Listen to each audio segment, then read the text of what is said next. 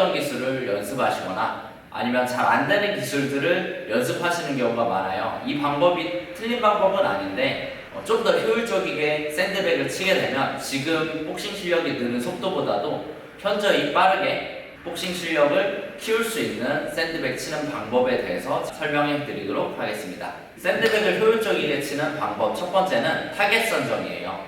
샌드백 치실 때 그냥 막연하게 콤비네이션을 연습하시거나 아니면 잘 안 되는 부분들을 연습을 하실 때도 항상 타겟을 정해놓고 연습하시는 게 중요해요. 보통 저희가 스파링을 하시거나 아니면 메서드 복싱을 하실 때 타겟을 맞춰야 되는데 타겟을 정해놓지 않고 샌드백에 연습하시게 되면 연습한 대로 링 위에서 그대로 나타나게 돼요. 타겟을 정해놓고 머리면 머리, 배면 배, 관자놀이면 관자놀이, 턱끝이면 턱끝, 옆구리 정해놓고 연습을 해주시게 되면 실제 링 위에 올라가셨을 때도 상대를 바라볼 때 타겟으로서 상대방을 바라볼 수 있기 때문에 조금 더 정확도 있는 주먹을 내실 수 있습니다. 저희가 이제 사람 얼굴로 봤을 때 사람 얼굴이 하나죠.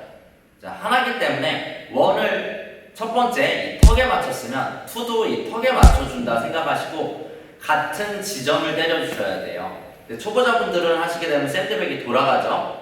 근데 샌드백이 돌아가더라도 그 지정했던 허공의 지점에 투를 맞춰주시면 돼요.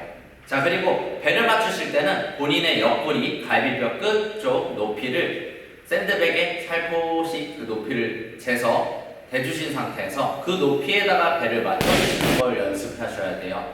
보통 바디샷 하실 때 보시면 샌드백 치실 때 너무 아래를 치는 경우들이 많아요. 예를 들어서 더킹하고 바디를 칠 때 더킹을 너무 많이 앉은 상태에서 배를 때리게 되면 로블로가 날 수 있을 정도로 바디샷이 상당히 내려간 채로 연습하시는 분들이 많거나 아니면 보통 배보다도 더 위를 치시는 분들도 많아요. 그래서 본인 배, 이 간장이 위치한 이 간장 끝부분, 갈비뼈 끝나는 부분쯤에 높이를 그대로 샌드백에 갖다 대신 상태로 그 높이를 맞춰서 바디샷을 연습을 해주시는 게 중요합니다. 두 번째 방법은 상황 선정이에요. 샌드백을 치실 때 샌드백이 치게 되면 몸에서 멀어지는 경우가 있고 몸에서 또 가까워지는 경우가 있어요. 샌드백을 치다 보면 분명히 흔들려요.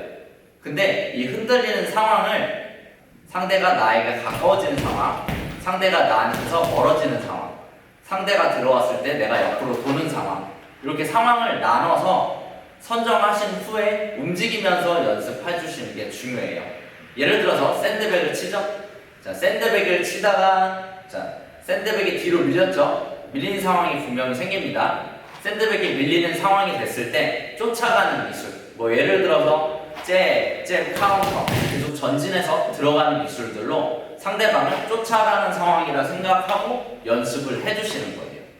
자, 그 다음에 두 번째 상황은 예를 들어서 샌드백을 치다 보면 들어오는 상황이 되죠? 샌드백이 저를 공격해오는 상대방이라 생각하시고 샌드백이 들어온다 생각하시면 옆으로 살짝 피해줄 수도 있는 거고 스텝을 좌우로 움직이셔서 그 다음에 샌드백이 들어오면 뒤로 살짝 거리감을 준 상태에서 들어오는 상대방한테 카운터를 맞출 수도 있는 거예요. 대표적인 카운터는 저희가 원거리에서는 스트레이트를 많이 쓰는데 샌드백이 들어올 때 들어오는 박자에 맞춰서 카운터를 쳐주시는 연습을 해주시거나 카운터 후에 추가적인 훅이라든지 아니면 카운터 제일 기본적인 원투라든지 이렇게 들어오는 상대방한테 사용할 수 있는 기술들을 연습해 주시는 것도 되게 중요해요. 또 한 가지 더 예를 들자면 저희 지난 시간에 제가 피벗에 대해서 강습을 드렸죠. 피벗은 들어오는 상대방의 들어오는 힘을 역이용해서 사이드로 돌아서 상대방의 측면을 공격해주는 기술이기 때문에 샌드백이 들어오는 거를 상대방이 들어온다 생각하시고 샌드백이 들어오면 사이드로 돌아서 카운터, 원, 투 아니면 반대편으로 이동하셔서 카운터 다양하게 카운터를 맞춰주실 수가 있어요. 샌드백 주변에서도 잘 못 도는데 링 안에서 이게 피벗이 된다는 건 되게 어려운 일이에요. 물론 가능하실 수도 있지만 항상 이 상황을 생각하고 연습을 하셔야 스파링을 하실 때나 시합을 나가셔서 연습하실 때 나오는 경우가 많습니다. 그래서 항상 이 상황을 생각하시면서 샌드백을 쳐주시는 게 중요합니다. 세 번째는 목표 설정인데요. 목표 설정하실 때는 샌드백을 칠 때 어떤 부분에 대해서 운동을 할 건지 훈련을 할 건지를 정해둔 상태로 그 상태로 훈련을 하는 거를 말해요.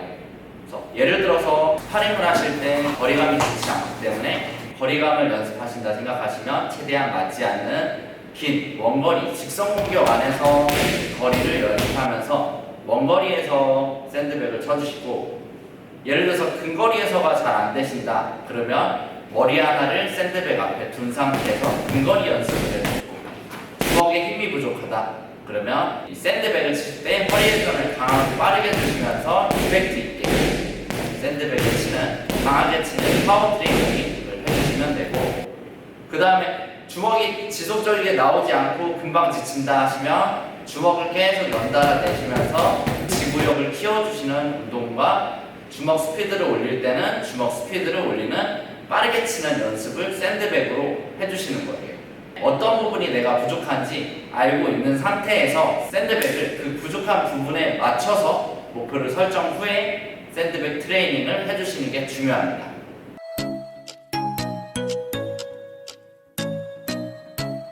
오늘 영상은 어떠셨나요? 샌드백 훈련은 복싱에서 빼놓을 수 없는 가장 중요한 훈련이기 때문에 항상 목표를 설정한 후에, 타겟을 설정한 후에, 그 다음에 상황들을 설정한 후에 연습해 주시는 게 가장 중요합니다.